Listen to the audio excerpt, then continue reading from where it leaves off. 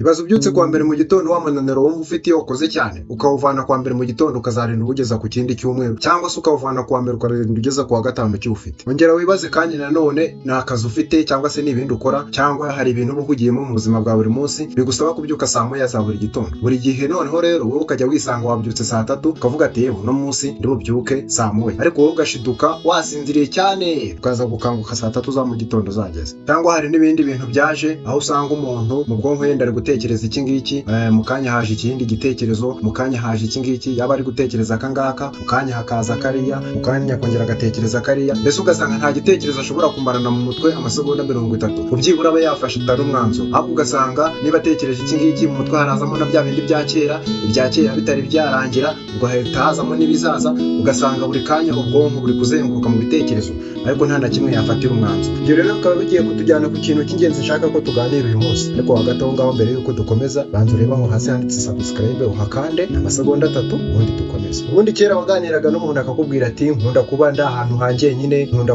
iyo nanatembeye, nkunda iyo nagiye ahantu hatari abandi bantu, hatari urusaku rw'ibinyabiziga, mbese nkunda ahantu ndi ntuje njyenyine nta kindi kintu kiri kundistabinga cyangwa kiri kuntesha umutwe ku buryo ntagihugiraho. Cyangwa akakubwira ati buriya ngiye gufata n'akanya nkitekerezaho ni ibintu bijya bingirira akamaro. Uyu munsi rero nkaba nshaka kugira ngo tuganire ku kintu cy'ingenzi abantu ba kera bizeraga yuko cyaruhura ubwonko ndetse kigafasha umuntu no kumera neza. Icyo kintu nta kindi rero ni ijambo bita meditation cyangwa kumedita cyangwa meditation. Simbizi rero ubwo mu kinyarwanda ababizi babishyire muri comment hasi uze kubirebamo, ariko kumedita ba kera bizeraga yuko ari ikintu gifasha umuntu kuruhuka mu mutwe akongera agatekereza neza, ndetse na stress yari amaranye iminsi zigashira. Aho ubushakashatsi bwasohotse ku munsi w'ejo, ubu ngubu kuri iyi channel yanyu nyine ngiye mvuga nti ibintu bya vuba cyangwa ibintu byagira icyo biduhugura aba ari byo mbazanira, ubundi aba ari byo natwe twirebera tubinyuremo gake gakeya tujye tumenya uko ibintu bimeze. Ubushakashatsi rero bwasohotse umunsi w'ejo bwagaragaje yuko abakera bizeraga meditation, ariko ubu ngubu meditation cyangwa ikigero cy'abantu ba medita cyagiye kijya hasi ku rwego rwo hejuru. Ubundi wakibaza ngo kumedita ni gute? Ese ubundi ninde umedita? Ese ubundi ameditingira he? Ese ubundi akamaro ko kumedita ni akahe? Ese ubundi ubwo bikorwa bite? Aka kanya rero akaba ari byo tugiye kurebera hamwe. Ubundi kumedita ni igihe umuntu afata akanya akajya ahantu hatuje, ahantu nta muntu uri bumusakurize, nta muntu uri bumuhamagare, mbese muri makeya hatagira urusaku urwo ari rwo rwose. Ibyo ushobora kubikora ujya nko ku gitanda cyawe cyangwa ku cyumba cyawe ugakinga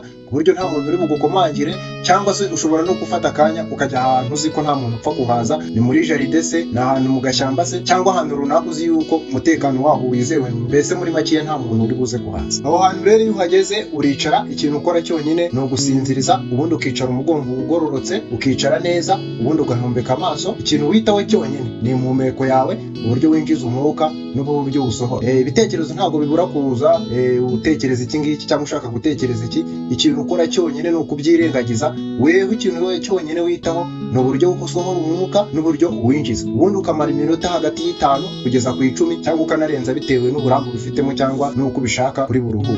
Igihe cyiza cyo kumedita rero ni ryari? Igihe cyiza cyo kumedita ubundi abahanga bagaragaje yuko ari mu gitondo umuntu akibyuka, kwa kundi ubyuka nta kindi wari wakora, ukicara neza ugatuza, ubundi ugahombeka amaso, ukamara hejuru ya minota 5 twavuze haruguru, cyangwa se ukanajya munsi yayo ho gatoya, ariko nyine ukumva yuko nawe icyo gikorwa wakigiyemo kandi ukagikora neza n'umutima ukunze, kandi ukaba wizeye yuko ari cyo kigomba kukumarira. Igihe cyiza rero nacyo ni nimugoroba mbere yuko uryama, nabwo ugakora nka kwa kundi, nabyo buriya ngo bifasha gusinzira neza.